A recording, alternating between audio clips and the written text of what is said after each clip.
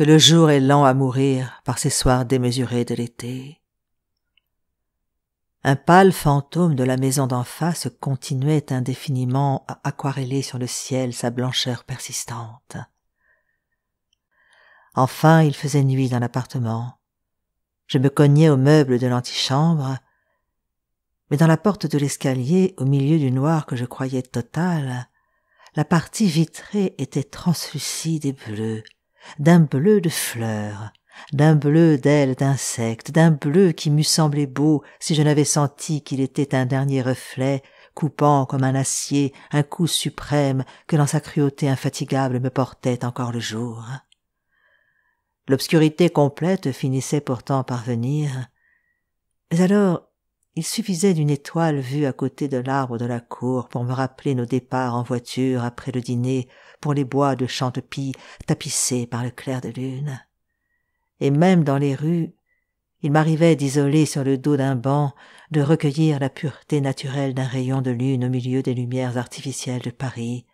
Paris sur lequel il faisait régner, en faisant rentrer un instant pour mon imagination, la ville dans la nature, avec le silence infini des chants évoqués, le souvenir douloureux des promenades que j'y avais faites avec Albertine.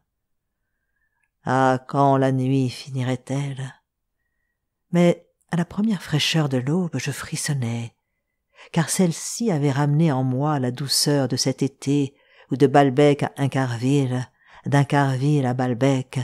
nous nous étions tant de fois reconduits l'un l'autre jusqu'au petit jour.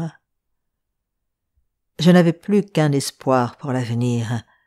espoir bien plus déchirant qu'une crainte, c'était d'oublier Albertine. Je savais que je l'oublierais un jour. J'avais bien oublié Gilberte, madame de Guermantes, j'avais bien oublié ma grand-mère. Et c'est notre plus juste et plus cruel châtiment de l'oubli si total, paisible comme ceux des cimetières, par quoi nous nous sommes détachés de ceux que nous n'aimons plus, que nous entrevoyions ce même oubli comme inévitable à l'égard de ceux que nous aimons encore. À vrai dire, nous savons qu'il est un état non douloureux, un état d'indifférence, mais ne pouvant penser à la fois à ce que j'étais et à ce que je serais, je pensais avec désespoir à tout ce tégument de caresses, de baisers, de sommeils amis dont il faudrait bientôt me laisser dépouiller pour jamais. L'élan de ces souvenirs si tendres venant se briser contre l'idée qu'Albertine était morte m'oppressait par l'entrechoc de flux si contrariés que je ne pouvais rester immobile. Je me levais, mais tout d'un coup je m'arrêtais, terrassé. Le même petit jour que je voyais au moment où je venais de quitter Albertine, encore radieux et chaud de ses baisers, venait tirer au-dessus des rideaux sa lame maintenant sinistre, dont la blancheur froide, implacable et compacte entrait, me donnant comme un coup de couteau. Bientôt les bruits de la rue allaient commencer, permettant de lire à l'échelle qualitative de leur sonorité le degré de la chaleur sans cesse accrue où ils retentiraient. Mais dans cette chaleur qui, quelques heures plus tard, s'imbiberait de l'odeur des cerises, ce que je trouvais, ce n'était plus le désir des femmes, mais l'angoisse du départ d'Albertine. D'ailleurs, le souvenir de tous mes désirs était aussi imprégné d'elle et de cette souffrance que le souvenir des plaisirs. Cette Venise où j'avais cru que sa présence me serait importune, sans doute parce que je sentais confusément qu'elle m'y serait nécessaire, maintenant qu'Albertine n'était plus, j'aimais mieux n'y pas aller. Albertine m'avait semblé un obstacle interposé entre moi et toute chose, parce qu'elle était pour moi leur contenant, et que c'est d'elle, comme d'un vase, que je pouvais les recevoir. Maintenant que ce vase était détruit, je ne me sentais plus le courage de les saisir. Il n'y en avait plus une seule dont je ne me détournasse, abattu, préférant n'y pas goûter. De sorte que ma séparation d'avec elle n'ouvrait nullement pour moi le champ des plaisirs possibles que j'avais cru m'être fermé par sa présence. D'ailleurs, l'obstacle que sa présence avait peut-être été en effet pour moi à voyager, à jouir de la vie, m'avait seulement, comme il arrive toujours, masqué les autres obstacles qui reparaissaient intacts maintenant que celui-là avait disparu. C'est de cette façon qu'autrefois, quand quelque visite aimable m'empêchait de travailler, Si le lendemain je restais seul, je ne travaillais pas davantage. Qu'une maladie, un duel, un cheval emporté nous fassent voir la mort de près, nous aurions joui richement de la vie, de la volupté, de pays inconnus dont nous allons être privés. Et une fois le danger passé, ce que nous retrouverons, c'est la même vie morne où rien de tout cela n'existait pour nous. Sans doute ces nuits si courtes durent peu. L'hiver finirait par revenir où je n'aurais plus à craindre le souvenir des promenades avec elle jusqu'à l'aube trop tôt levée. Mais les premières gelées ne me rapporteraient-elles pas, conservées dans leur glace, le germe de mes premiers désirs, quand à minuit je la faisais chercher, que le temps me semblait si long jusqu'à son coup de sonnette que je pourrais maintenant attendre éternellement en vain? Ne me rapporterait-elle pas le germe de mes premières inquiétudes, quand 2 fois je crus qu'elle ne viendrait pas? Dans ce temps-là, je ne la voyais que rarement, mais même ces intervalles qu'il y avait alors entre ces visites qui la faisaient surgir, au bout de plusieurs semaines, du sein d'une vie inconnue que je n'essayais pas de posséder, assuraient mon calme en empêchant les velléités sans cesse interrompues de ma jalousie de se conglomérer, de faire bloc dans mon cœur. Autant ils eussent pu être apaisants dans ce temps-là, autant rétrospectivement ils étaient empreints de souffrance depuis que ce qu'elle avait pu faire d'inconnu pendant leur durée avait cessé de m'être indifférent, et surtout maintenant qu'aucune visite d'elle ne viendrait plus jamais. De sorte que ces soirs de janvier où elle venait et qui par là m'avaient été si doux, me souffleraient maintenant dans leur bise aigre une inquiétude que je ne connaissais pas alors, et me rapporterait, mais devenu pernicieux, le premier germe de mon amour. Et en pensant que je verrais recommencer ce temps froid qui, depuis Gilberte et mes jeux aux Champs-Élysées, m'avait toujours paru si triste,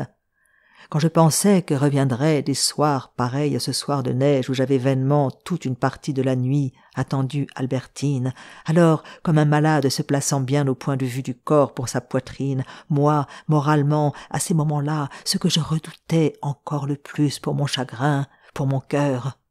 c'était le retour des grands froids,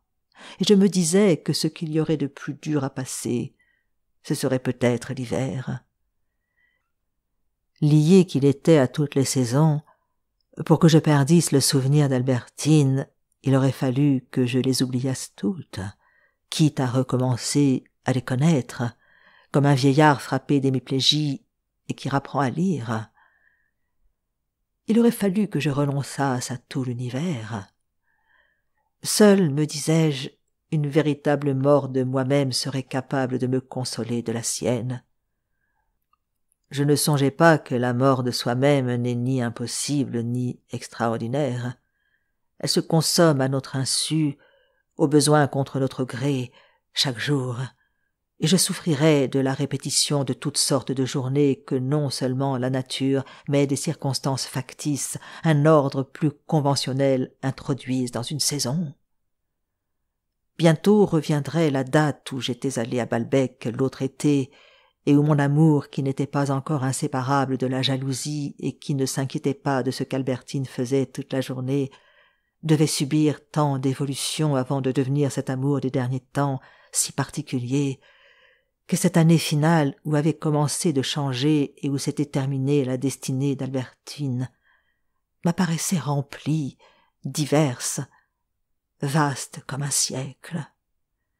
Puis ce serait le souvenir de jours plus tardifs, mais dans des années antérieures, les dimanches de mauvais temps, où pourtant tout le monde était sorti dans le vide de l'après-midi, où le bruit du vent et de la pluie m'eût invité jadis à rester à faire le philosophe sous les toits. Avec quelle anxiété je verrais approcher l'heure où Albertine, si peu attendue, était venue me voir, m'avait caressé pour la première fois, s'interrompant pour Françoise qui avait apporté la lampe, en ce temps 2 fois mort où c'était Albertine qui était curieuse de moi, où ma tendresse pour elle pouvait légitimement avoir tant d'espérance. Même à une saison plus avancée, ces soirs glorieux où les offices, les pensionnats, entr'ouverts comme des chapelles, baignés d'une poussière dorée, laissent la rue se couronner de ces demi-déesses qui, causant non loin de nous avec leurs pareils, nous donnent la fièvre de pénétrer dans leur existence mythologique, ne me rappelaient plus que la tendresse d'Albertine qui, à côté de moi, mettait un empêchement à m'approcher d'elle. D'ailleurs, au souvenir des heures mêmes purement naturelles s'ajouterait forcément le paysage moral qui en fait quelque chose d'unique.